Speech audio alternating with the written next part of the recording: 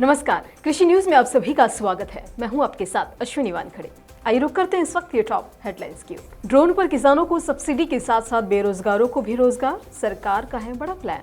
Vetiver पर 7वें अंतर्राष्ट्रीय सम्मेलन में कृषि जागरण के संस्थापक एमसी डोमिनिक ने कहा, कृषि उद्योग में है मीडिया एक्सपोजर की कमी। घर के अंदर शुरू करें गोल्ड फिश का पालन, देखते ही देखते बदल जाएगी किस्मत। सीएम गहलोत ने मंजूर किए 128.57 करोड़, 23 लाख किसानों को होगा सीधा फायदा। स्ट्रॉबेरी से 4 गुना बढ़ गई महिला की इनकम, अब पीले तरबूज की खेती से सबको चौंकाया। दिल्ली में अगले 2 दिनों तक आंधी के साथ झमाझम बारिश के आसार, आईएमडी ने जारी की चेतावनी। अब खबरें विस्तार से। हरियाणा सरकार ने ड्रोन टेक्नोलॉजी के जरिए युवाओं को रोजगार देने का फैसला किया है। युवाओं को प्रदेश सरकार द्वारा ड्रोन उड़ाने का बाकायदा प्रशिक्षण दिया जाएगा और इसके लिए कृषि विभाग ने अपनी तैयारी शुरू कर दी है। कृषि विभाग प्रगतिशील युवाओं को बिना कोई शुल्क लिए ड्रोन पायलट बनने का प्रशिक्षण देगी। इसके लिए किसानों और बेरोजगार युवाओं से 13 जून तक विभागीय पोर्टल www.agriharyana.gov.in पर ऑनलाइन आवेदन आमंत्रित किए गए हैं। ध्यान दें कि ड्रोन टेक्नोलॉजी उड़ाने की ट्रेनिंग लेने के लिए युवाओं को 10वीं पास होना बेहद जरूरी है। इसके अलावा आवेदन की अधिकतम आयु 40 वर्ष रखी गई है। अधिकारियों की माने तो सभी को 1 सप्ताह की ट्रेनिंग दी जाएगी और इसमें किताबी ज्ञान और प्रैक्टिकल भी शामिल होगा। करनाल में कृषि उप निदेशक आदित्य प्रताप डावस ने इसकी जानकारी दी है। कृषि जागरण के संस्थापक और प्रधान संपादक एमसी डोमिनिक ने थाईलैंड के चियांग माई में वेटिवर पर 7वें अंतर्राष्ट्रीय सम्मेलन में दूसरे दिन 30 मई को दर्शकों को संबोधित किया। साथ ही एमसी डोमिनिक और कई प्रतिष्ठित व्यक्तित्व जो पर्यावरण और कृषि की परवाह करते हैं, उन्होंने इस कार्यक्रम में अपने विचार साझा किए। उन्होंने लोगों को बताया कि कृषि उद्योग क्यों पिछड़ रहा है और इस कमी को पूरा करने के लिए क्या किया जा सकता है।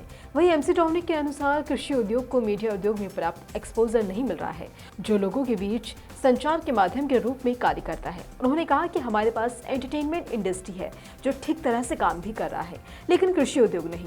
कृषि जागरण के एग्रीकल्चर वर्ल्ड पत्रिका की विशेष संस्करण की तरह हमें मीडिया घरानों से ऐसे लोगों की आवश्यकता है जो कृषि के शब्द को जमीन से फैला सकें। What agriculture actually missed was one thing, that was media. You look at, we have entertainment media, we have film, business media, we have political media, but we never had an agriculture media.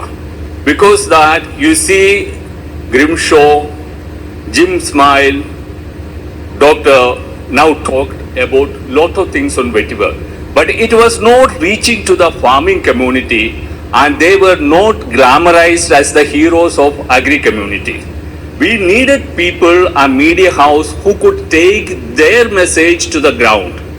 Vetiver is a divine grass which has come to save the world by its carbon sequestration, by its phytoremediation, and all the properties of the vetiver is recognized by the king and the princess. Let us all come together as one family, create the awareness and knowledge dissemination across the world, and celebrate the wonder grass and the miracle grass of this world. Let us all be united in this mission. आपको बता दें कि कृषि जागरण की कृषि पत्रिका का जून के लिए विशेष संस्करण कल कार्यक्रम के पहले दिन लॉन्च किया गया। साथ ही TVNI के तकनीकी निदेशक एशिया और प्रशांत क्षेत्र के निदेशक पॉल ट्रूंक ने कृषि जागरण के प्रयासों पर प्रकाश डाला। उन्होंने एग्रीकल्चर वर्ल्ड पत्रिका का जिक्र करते हुए कहा कि हमारे सम्मेलन का एक विशेष संस्करण तैयार किया गया है। उन्होंने वैश्विक दर्शकों को यह भी बताया कि एग्रीकल्चर वर्ल्ड पत्रिका के भारत में 3 मिलियन से अधिक ग्राहक मौजूद हैं।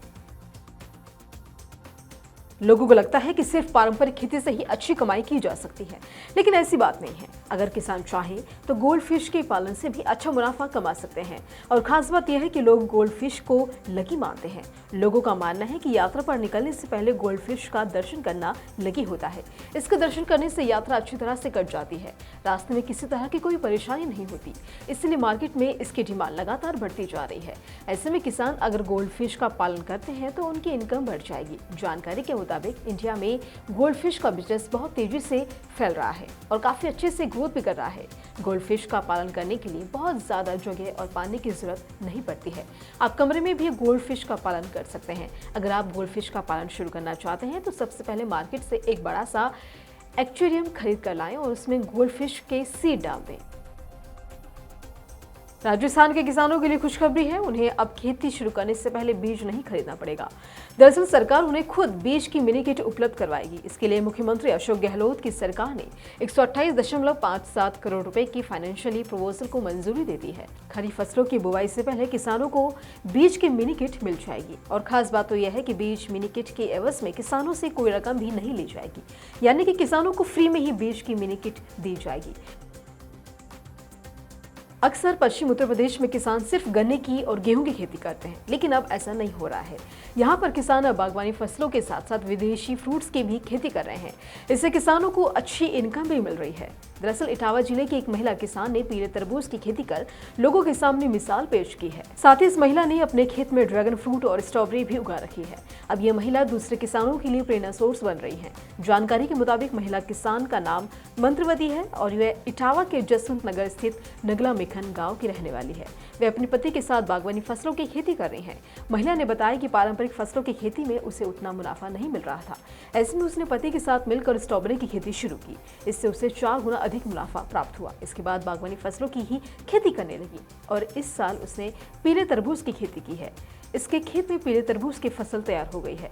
महिला का कहना है कि जल्द ही वे मार्केट में पीले तरबूज को बेचकर अच्छा मुनाफा कमाएंगी। खास बात यह है कि मंत्रवती स्वयं सहायता समूह संचालित करती हैं। वे पिछले 3 साल से बागवानी फसलों की खेती कर रही हैं। राष्ट्रीय राजधानी दिल्ली और उसके आसपास के इलाकों में अगले 2 दिनों तक तेज आंधी के साथ बारिश के आसार जताए जा रहे हैं। साथ ही तापमान में भी बढ़ोतरी के संकेत हैं। मौसम विभाग ने दिल्ली के लिए येलो अलर्ट भी जारी किया है, इसलिए दिल्ली वालों को सावधान रहने की बेहद जरूरत है। दिल्ली के मौसम में उतार चढ़ाव की वजह से लोग बीमार पड़ सकते हैं। मौसम विभाग की माने तो अगले 5 दिनों के दौरान तापमान 38 डिग्री सेल्सियस पार करने की आशंका है। वर्तमान में दिल्ली का तापमान 35 डिग्री के करीब है। इसी तरह की खबरों के लिए जुड़े रहिए कृषि जागरण के साथ।